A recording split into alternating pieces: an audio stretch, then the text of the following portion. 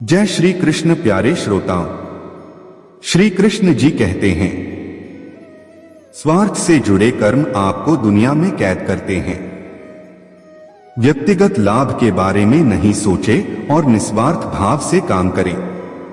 अपनी इच्छा शक्ति से खुद को नया आकर दो। अपने आप को कभी स्वेच्छा से नीचा मत होने दो। बुद्धिमानी तुम्हारी चेतना को एकीकृत करती है और कर्म के फल के प्रति आसक्ति को त्यागने में मदद करती है।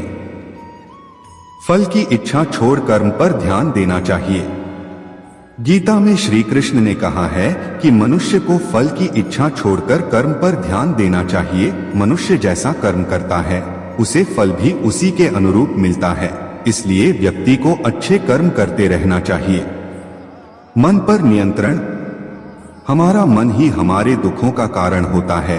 ऐसे में श्री कृष्ण ने गीता में कहा है कि जिस व्यक्ति ने अपने मन पर काबू पा लिया वह मन में पैदा होने वाली बेकार की चिंताओं और इच्छाओं से भी दूर रहता है। साथ ही व्यक्ति को अपने लक्ष्य को भी आसानी से प्राप्त कर लेता है। क्रोध पर काबू रखें। क्रोध में व्यक्ति नियंत्रण खो बैठता है और आवेश में आकर गलत कार्य कर देता है। यहाँ तक कि कभी कभी गुस्से में व्यक्ति खुद का अहित कर बैठता है। गीता में श्री कृष्ण ने बताया है कि क्रोध को खुद पर हावी नहीं होने देना चाहिए। यदि गुस्सा आए तो स्वयं को शांत रखने का प्रयास करें। स्पष्ट नजरिया। गीता के अनुसार व्यक्ति को संदेह या संशय का स्थिति में नहीं रहना चाहिए। जो लोग संशय का स्थिति में रहते हैं उनका भला नहीं हो सकता है। जीवन में स्पष्ट नजरिया होना चाहिए। दूसरों के सुख दुख पर कोई यदि इस प्रकार प्रतिक्रिया देता है जैसे वे उसके अपने हैं तो उस व्यक्ति को सच्चा आध्यात्मिक मान सकते हैं। मैं हर समय से यहाँ पर था। ऐसा कोई समय नहीं है जब मैं यहाँ नहीं था।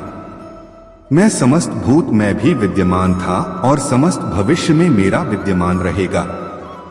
भगवद गीता हिंदू धर्म का सबसे महान ग्रंथ है। गीता ज्ञान, अंतर्दृष्टि और प्रतिभा से ओतप्रोत है। वह काम जिसकी शुरुआत किसी अच्छे उद्देश्य के लिए की गई हो उसका अंत कभी बुरा नहीं होता है।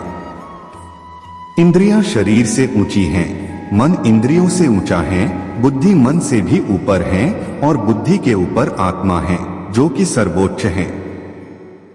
जो मनुष्य आत्मा को जान लेता है वह सब कुछ जान लेता है। जिस प्रकार आग एक लकड़ी को जलाकर राख कर देती है उसी प्रकार आत्मज्ञान आपके अंदर चलने वाले सभी द्वैत कार्यों को भस्म कर आपको आंतरिक शांति प्रदान करता है।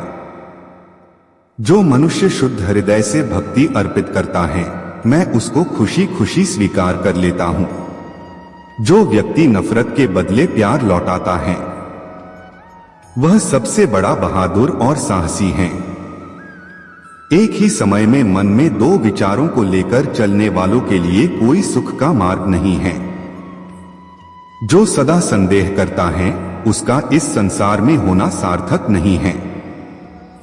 थोड़ा थोड़ा करके धैर्य और बार बार प्रयास से आप अपने मन को नियंत्रित कर सकते हैं।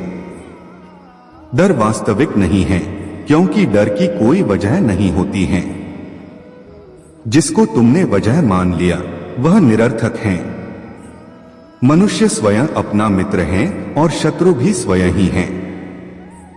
प्रयास कभी बेकार नहीं जाता है, न कभी असफलता होती है। एक छोटा कदम भी इंसान को आध्यात्मिकता के मार्ग पर आगे बढ़ाता है। कृष्ण ज्ञान है, केवल वही ज्ञान की वस्तु है और वही ज्ञान का लक्ष्य है।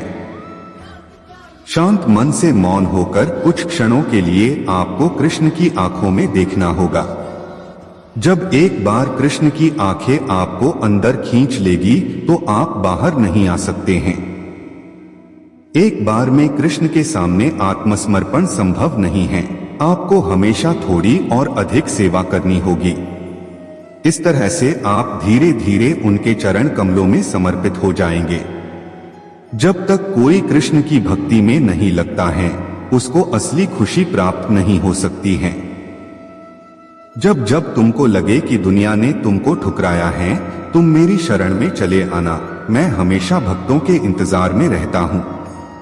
जो मनुष्य मुझे अजन्मा, अनादि और समस्त लोकों के परमेश्वर के रूप में जानता है, वह मनुष्यों के बीच रहकर भी सब पापों से मुक्त हो जाता है। भगवान श्री कृष्ण प्रेम के परम अवतार हैं, जो सर्वश्रेष्ठ हैं। मैं तुम्हारे 100 अपशब्द सुनने के लिए तैयार हूँ, लेकिन अगर तुमने मेरे मासूम भक्तों के साथ खिलवाड़ किया तो तुमको कभी माफ नहीं करूंगा।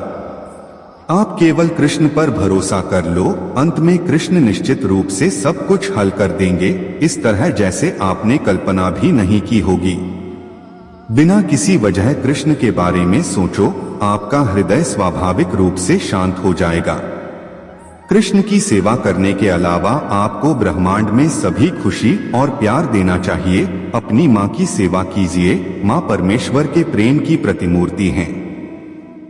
तुम सब कुछ त्याग कर मेरे सामने समर्पण कर दो, मैं तुम्हें सभी पापों से मुक्त कर दूंगा। जो मनुष्य इस दुनिया में क्रोध और इच्छाओं का सामना करने के लिए सक्षम रहता है, वह अपना शरीर त्यागने से पहले योगी है, वही सच्चा सुखी इंसान है।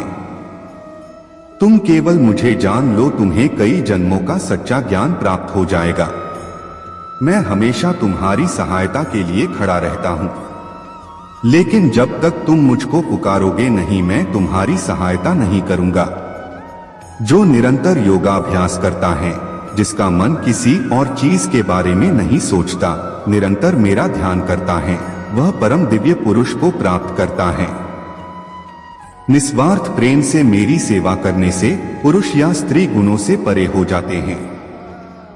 ऐसा व्यक्ति ब्रह्मा को जानने के योग्य है। न यजमान और न ही महर्षि मेरी उत्पत्ति का कारण जानते हैं, उनका निर्माण भी मुझसे ही संभव है। मेरी शरण में बैठे योगी को चाहिए कि मन को एकाग्र कर समस्त विचारों और क्रियाओं को नियंत्रित कर मन को शुद्ध करने का प्रयास करें। मन के भ्रमित होने पर तर्क नष्ट हो जाता है। जब तर्क नष्ट हो जाता है तो मनुष्य नीचे गिर जाता है। यह सच है कि मैं एक ही समय में हर प्राणी में मौजूद हूं, जिसमें किसी प्रकार की आसक्ति नहीं है। वह निश्चित ही दूसरों से प्रेम कर सकता है, क्योंकि उसका प्रेम शुद्ध और दिव्य है। शांति से सभी दुखों का नाश हो जाता है। ऐसे शांत चित्त व्यक्ति की बुद्धि पूर्णतः स्थिर हो जाती है। बिना विचार किए अज्ञानी लोग अपने लाभ के लिए काम करते हैं, बुद्धिमान लोग पृथ्वी के कल्याण के लिए काम करते हैं। जिस प्रकार धूल एक दर्पण को ढक लेती है, उसी प्रकार क्रोध बुद्धि को अस्पष्ट कर देती है। तो दोस्तों, लेते हैं आपसे अलविदा, मिलते हैं एक और वीडियो के साथ। तब तक के लिए जय श्री कृष्ण।